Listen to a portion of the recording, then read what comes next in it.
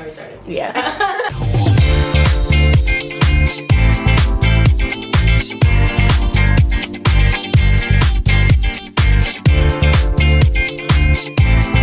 Welcome back, everybody. I am Dara, founder of Network Under 40, and I'm excited to share another one of our community questions with you today.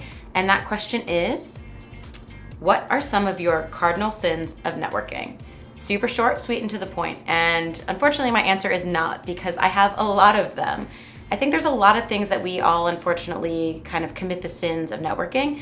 The first being those who are out for themselves, those who want to engage only to see what can I get out of this conversation for myself. You know those people because it's all about them. They dominate a conversation. They shove a business card in your face before you've asked for it, sort of cardinal sin number 2. And none of us want to engage with them. It's incredibly off-putting. It's not inviting. It doesn't really give us an opportunity to get to know one another. And I don't recommend it. Another cardinal sin that I really don't love with networking is people who don't follow up. Ultimately, what's the point of meeting someone new if you're not going to follow up and then follow through?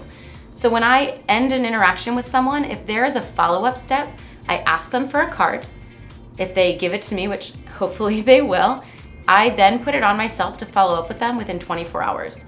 If you don't follow up, and if you don't follow up in a reasonable amount of time, like one day, you start to lose momentum, you start to lose credibility, and that relationship goes nowhere. So what if you met one time? You really need to take it that next step further. Another cardinal sin of networking is that you keep bad company.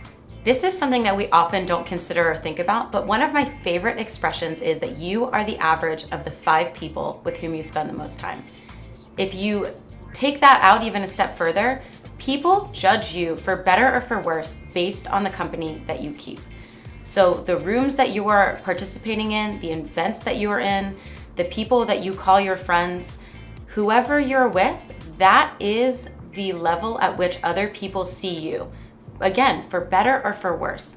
So a cardinal sin is keeping bad company. Make sure you're surrounding yourself with people who bring you up, not just because of their stature or physical or employment-wise, but because they make you a better version of yourself.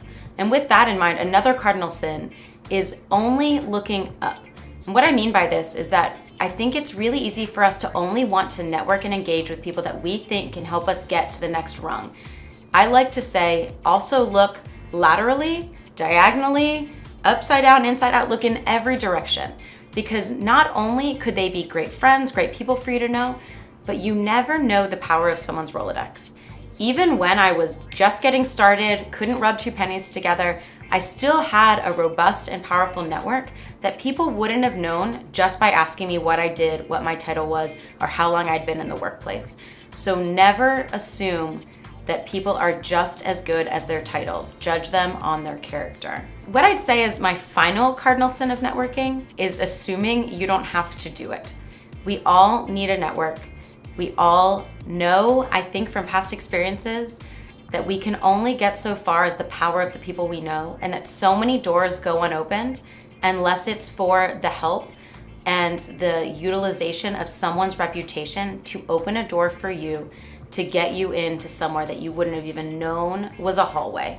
So with that, I leave it to you to consider which of these might be sins you're committing, start knocking them out one by one, and start developing better and more productive networking habits. See you next time.